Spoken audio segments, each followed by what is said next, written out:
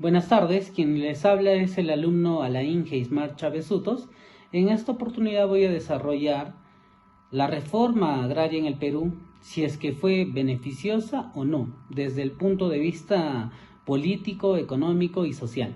Bien, inicio con la parte de la introducción.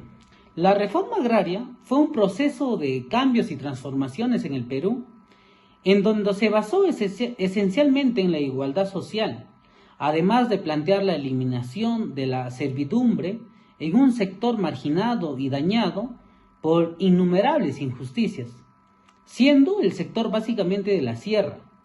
Cabe mencionar que luego de haberse empleado la Ley 17.716, se registró un descenso de la economía peruana, puesto que los campesinos no tenían una capacitación necesaria para poder trabajar técnicamente en las tierras que habían sido otorgadas.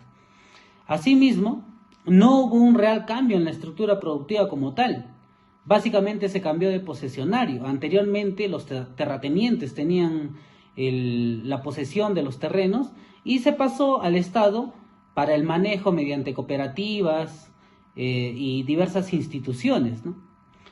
En ese sentido, frente a esta controversia manifestada, mi postura es que la reforma agraria no fue beneficiosa desde un punto de vista político, económico y social.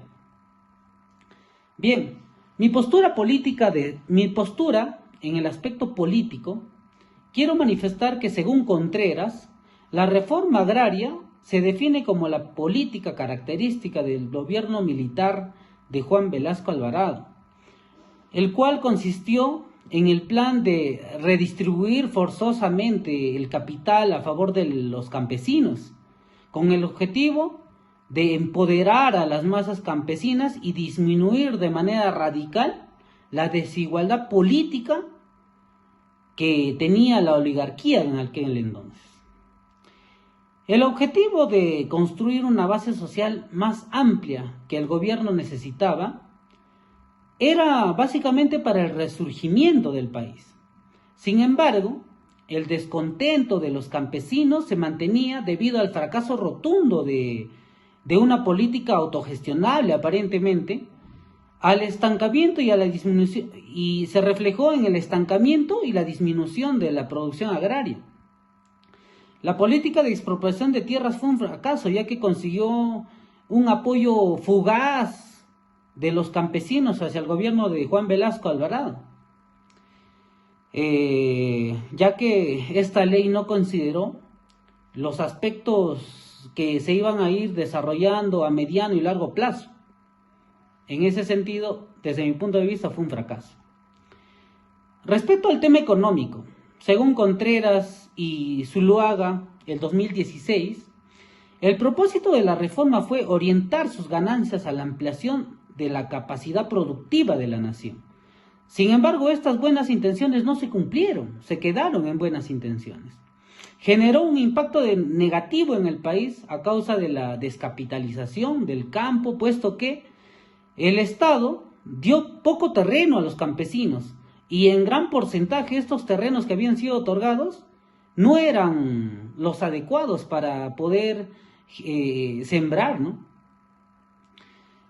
Además que las utilidades que se iban obteniendo de la agricultura, un gran porcentaje fue dirigido al gasto usuario y las inversiones eran reducidas. Quiere decir que las ganancias eran gastadas y no reinvertidas, donde básicamente generó una inversión privada menor, generando una estabilidad económica al país. En el aspecto social, fracasó ya que tuvo un objetivo de redistribuir las tierras para lograr eliminar a la clase terrateniente y a su vez incluir al sector popular, vinculando al agro en el modelo de desarrollo del país. Es así que Balcázar, en el 2017, indica que esta reforma buscaba generar beneficios al campesino por tener un vínculo de prestación de servicios con retribución salarial o no. En vista de la injusticia social que se vivía en ese sector en aquel entonces, se consideraba que eran marginados, limitados, en ese sentido, el Estado creó asociaciones como cooperativas, CAP, sociedades agrarias, para que los campesinos pudieran tomar decisiones sobre las tierras donde trabajaban. Sin embargo, en la práctica no funcionó, fue un fracaso, ya que los campesinos desconocían pues, de este aspecto de la administración, del manejo de estas sociedades, de estas cooperativas, ¿no? Por otro lado, también quiero citar a Eguren en el 2006, quien indica que la reforma tuvo como consecuencias que muchos se vieron obligados a vender o arrendar, abandonando la actividad agraria o retornando a la condición de asalariados.